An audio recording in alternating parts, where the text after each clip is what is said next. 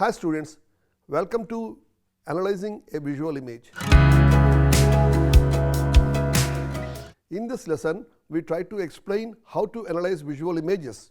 The images relate to many fields, but each field has its own distinct stamp in developing a visual image. An image in pharma industry and an image in film industry cannot be having same principles in developing an image, though both display a beautifully dressed man or woman. The lesson tries to expound on how these images are analyzed. Initially, we try to offer a skeletal mode of analyzing as a roadmap and later try to expand in terms of perception and cognition that would serve as a cocktail of earlier chapters. To inform students as to how to analyze the elements in a visual image, to make students how the spatial relationships between various elements are perceived by the individual, to explain how the perception of an image depends on its structure, order and form, etc. Visual images including cartoons, book covers, ads, charts, graphs, photographs and business logos are not just pretty to look at. They communicate just as words do. Sometimes they communicate with words and other times they replace words entirely.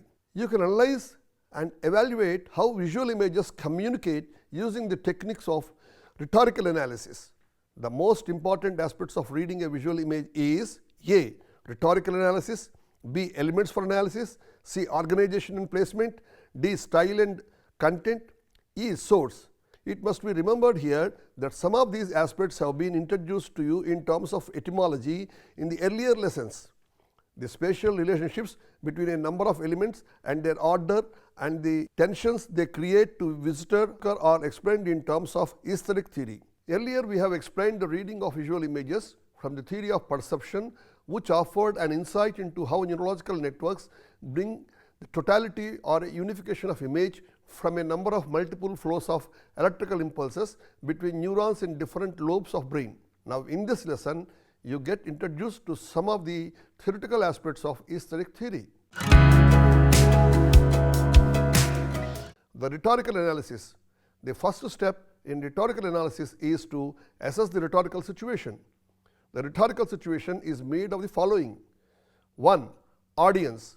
To understand or evaluate a visual, you will need to know the intended audience. For instance, the audience for a scholarly article might be the readers of an academic journal, but there might also be another layer to the audience. For example, a technical graph may be viewed by both managers and engineers, albeit for different purposes. Purpose. The creator of the visual image usually has an agenda. The visual may be used to support an argument in a written document or speech, or it may stand alone, such as in the example of a political commentary or critique. The most common rhetorical purposes are to persuade, to express, to explain, to entertain, to illustrate and to argue. Third, creator or author. Who created the image you are analyzing? Knowing the creator's background and credentials can help you understand the purpose of the visual as well as whether or not the creator is credible and a professional. 4. Medium. The medium is the means or way of communicating employed. Is the communication being made through oral, visual or linguistic channels? Very often, the communication implies more than one of these media. Media might include, for example, a photograph or a video of a written page, but any of them might also be combined into one communication. 5th, genre. The type of visual image, its genre can vary depending on the medium. For example, a photograph could be in the category of landscape, action, short or portrait. Each genre elicits particular expectations. The image style, placement, format and message will all be influenced by the rhetorical situation. When you analyze a visual image, you examine it from different angles and decide how each element functions to reach an audience for a particular purpose. Some of these elements you might consider in your analysis are the following: organization and placement, style, content and source. As you look at each element, judge it in light of rhetorical situation. What do you think the image's creator was trying to accomplish? Is there a central message? Does the image support a thesis developed in any accompanying text? These elements do not cover all possibilities, though, so do not forget to research the genre of the visual image you are analyzing. Organization refers to how the image is composed, and placement refers to how it relates to other elements within a text, such as a page or slide. The composition of an image cannot be understood as how things are arranged within its borders, that is, its frame. A few things to consider when analyzing composition are: 1. Focal point. The viewer will be drawn towards a focal point by lines, shadows, and the way objects are arranged. What is the image of a focal point?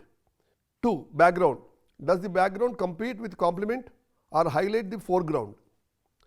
3. Balance and symmetry. Is there harmony between the elements of the image or do they clash? What is the effect? An asymmetrical image may make one element of an image stand out, for example. 4. Perspective. Does the image suggest a point of view, and if so, is there any significance to do this? An image of a car, for example, might be taken so that the road is more prominent, suggesting motion so that the car seems static, putting focus on its features. Proximity describes the relationship of an image to other elements on a page. Images that are grouped together or placed near each other will be seen as a unit. A good designer does not simply fill up a page with images or images and text, but considers how a group of items and how to use empty space, also known as white space. Does the image draw your eye to a particular grouping? Proximity works with words as well as images. If you are listing items, for example, it is easier to read a list grouped in categories delineated with headings than to read a long list with no groupings.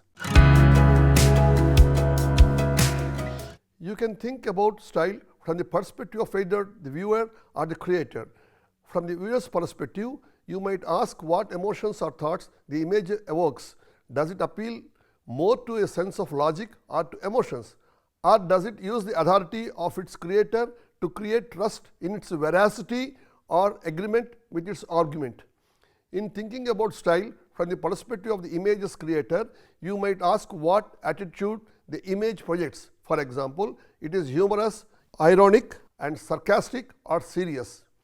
Political cartoons often use exaggeration, caricature, and irony for humorous effect, but also to make a serious point. Color and typography may contribute to the image's style or tone. Consider, for example, how fonts can have different effects, some seeming more serious and others more playful. Similarly, color can convey moods. Highlighter yellow gives a much different impression than light blue.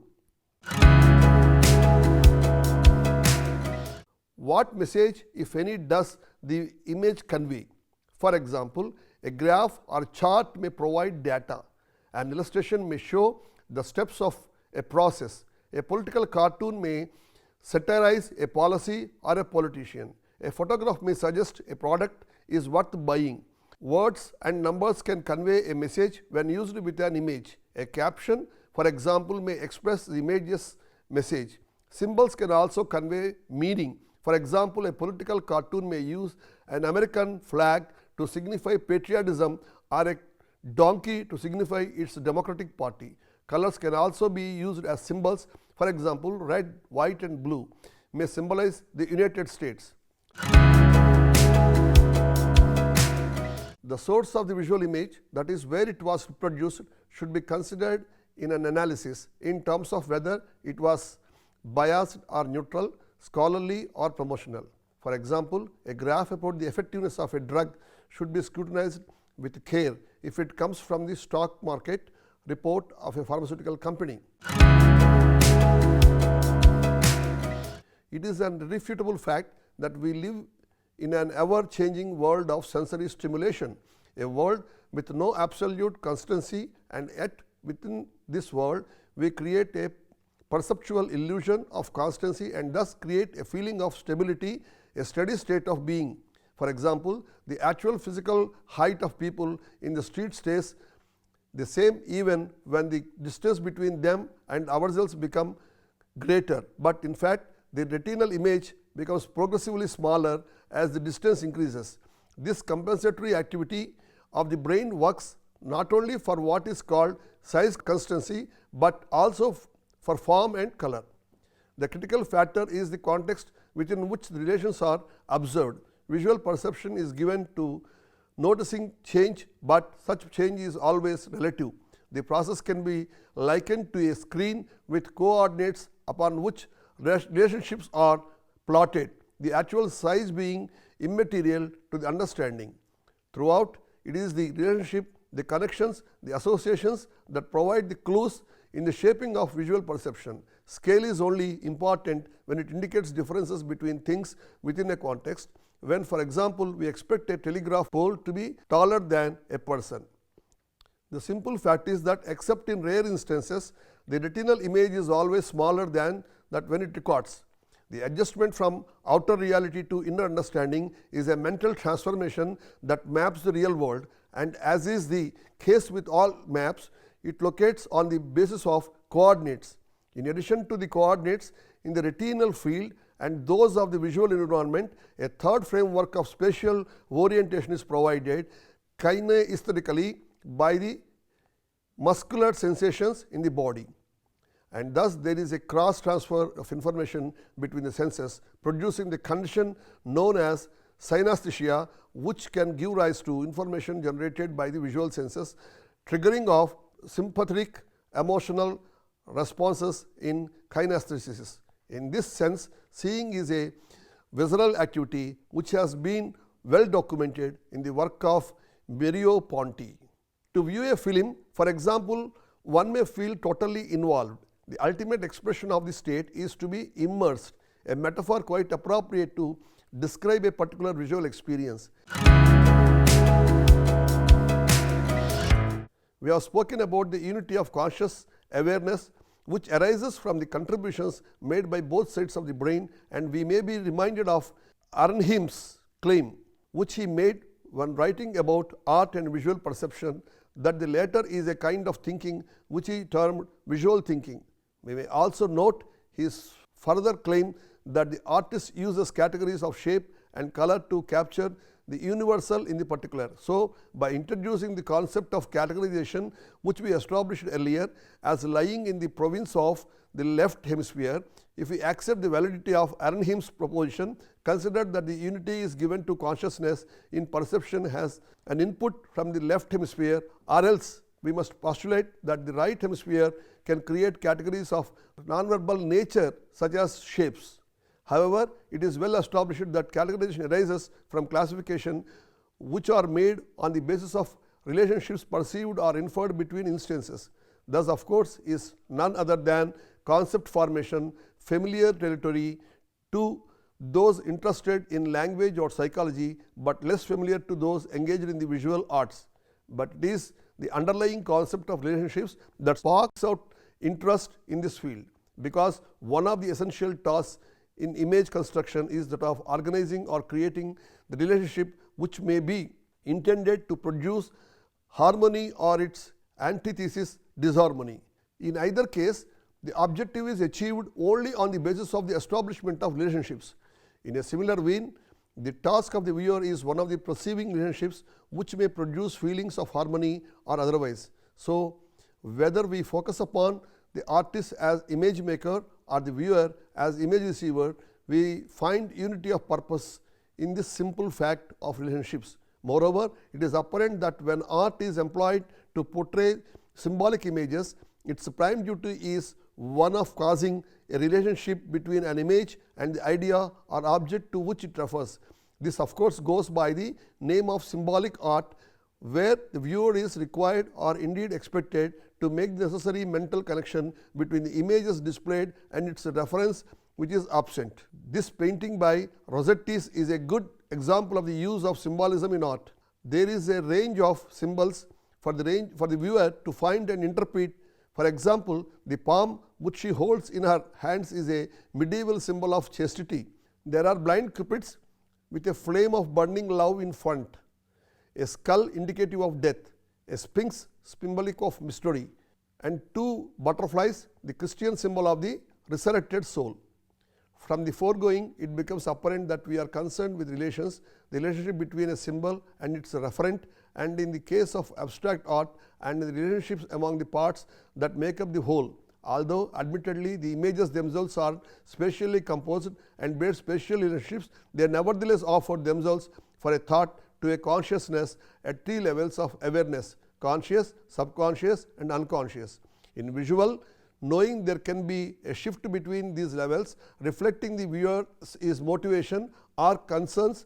The essential point is that relationships straddle the territorial boundaries. In the case of the unconscious, in symbolic or disguised forms, to borrow Freudian terminology. And so, whether our interest focuses upon the making or perceiving of images, representational or non-representational, we are constantly engaged in aspects of relationships from which emerge the higher order of concepts of structure, order, and form.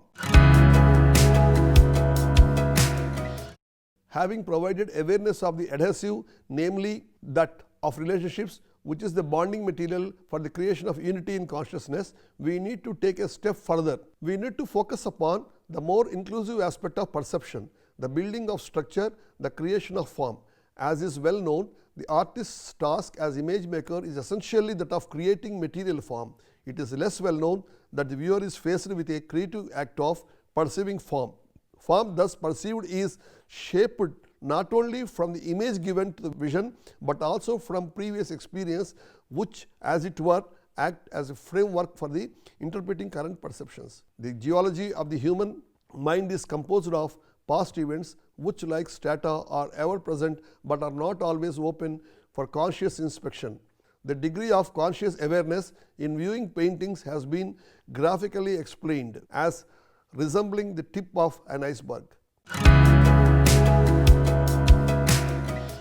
From the world outside to the mind inside, we are led through a labyrinth of structures formed biologically and socially, and yet despite the programs to which they give rise and the apparent stereotyping of behavior which they produce, there is still space for modification, for creative potential and individual growth. And moreover, from our concern with communication, we note that both originator and viewer have similar potential, the difference being between active and passive creation.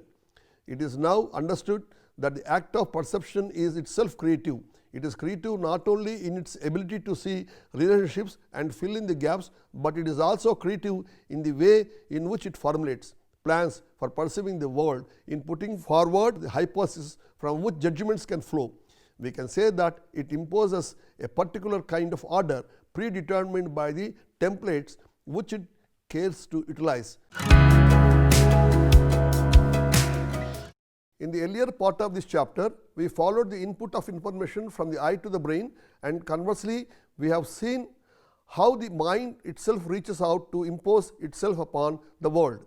This two-way flow could be visualized as processing a point of neutrality where the outer and inner forces are stabilized, a kind of midpoint which we could refer to as the place of coalescence, the place where the dynamics of perception are quietened and stabilized into what we may call understanding. And if we follow Kant's teaching, we may locate this as an event structured within the pre-existent non-linear framework of space, time, which he promulgated as a priori condition for perceptual knowing. With a small leap of imagination, we can connect the work of Gregory Gombrich, whose work bears a close connection to the theme of this book, also highlighted the part of hypothesizing place in perception. He wrote, "Without some initial systems, without a first guess to which we can stick unless it is disproved, we could indeed make no sense of the myriads of ambiguous stimuli that reach us from the environment. Thus, perception can be considered to share common ground with a scientific inquiry in the sense that they both involve hypothesizing, convert in the case of perception, and overt in the case of science. Of course, it is the work of Karl Popper that we find the seeds of this idea. It is an irrefutable fact that we live in an ever-changing world of sensory stimulation, a world with no absolute constancy, and yet within this world we create a perceptual illusion of constancy and thus create a feeling of stability, a shady state of being. The eye is naturally given to framing, to see things in relationships within frames which we call contexts. Because it is unidirectional, it provides at any single moment only one frame from a wider field. It may appear to have unlimited freedom to be free, wheeling, but it is charged with intentions, conscious or unconscious. However, the things it surveys in natural life, uninfluenced by man's artifacts and inventions, are unmotivated. That is, they are given without conscious intent. In a state of existence where the reasons are neither expected nor given, speaking prosaically, we may say that in the face of nature, things appear in the visual field just because they are there. More poetically, and on another higher and more abstract plane of vision, we may speak about bearing in the presence of sublime, which is beyond question. In nature, there is no center or periphery. Such definitions stem from the nature of vision itself, from its focusing and framing. It is the seeming lack of intention of presence within the frame being seen as a reflection of the natural order of things that gives us some significant clues about the way in which mediated images become proxy for reality. Artifactual visual images exclude the irrelevant when the periphery is neglected, when concentration is placed upon the center of the visual image, when there is little excess. It is then that we are fully conscious of being in the presence of an artifact. This is not how nature organizes things, but when the opposite is the case, when nature is mimicked in all its fulsomeness, the viewer is put more closely into relation with the natural order of things, as we might say close to reality. In this field of art history, Bryson gives useful examples of this way of ordering things, and of course, cinema verite is founded upon inclusion of the apparently irrelevant peripheral information of fulsomeness in the attempt to portray real life. To perceive is to be in the world, a world known through the senses, given to experiencing sensations, a world located in space and experienced in time, a world through which we move and thus experience space and time in unity. Space is given to vision simultaneously, but time is perceived successively.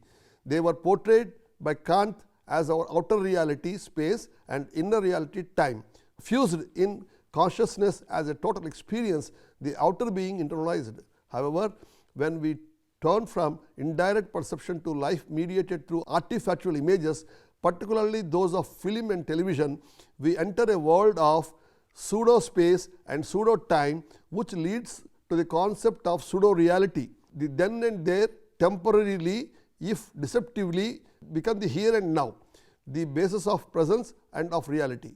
The paradox is that these pseudo conditions are experienced in real space and real time. The body is physically present in the cinema or in front of a television screen, able to transpose the artifactual visual images which it views into a felt experience, into a coalescence with other senses through synesthesia, the technical term for this condition. This leads to an overall tone or emotional response. It is as though perception is hoodwinked into thinking that indirect perception is tantamount to direct perception, although a deeper analysis would point to a nature of consciousness itself, pointed to inner reality which merely maps out outer reality. But the mapping about which we speak is not made upon a tabulu rasa, a clear sheet. It is made upon a brain engraved with lines and connections set down in the past, representing the individual personal history in the form of memory. And it is through memory that the past is framed and given to consciousness as presence. Moreover, it can provide the grounds for forward looking to anticipating future events or happenings. Thus, we might say that anticipation is memory projected, which enables time past and time future to be captured in the single instant of time present. In this chapter, we have concentrated mainly upon the viewer's role in the act of visual communication. from the moment when light falls upon the retina, reflecting objects and events given directly without human mediation and indirectly through media. In either case, the interpretations that arise from a visual experience, mediated or otherwise, combination of factors, biological, psychological and socio-cultural. These are the frameworks by which outside events are internalized, and having been internalized, they add to the store of memories through which future percepts are anticipated and through which imagination finds ingredients for reconstructions. And it is here that we can introduce the creator of visual images, setting him or her within the constraints and possibilities that are contained within the preceding conditions. The creator and the receiver of the images lie at opposite ends of the communication process, but they are both lodged within the same fundamental system of perception. The main difference is that the creator reproduces or invents cultural forms, provides ways of seeing the world, and thus affects the ways in which viewers themselves can see the world. The ground for this is founded upon man's sign making potential, to which we now turn.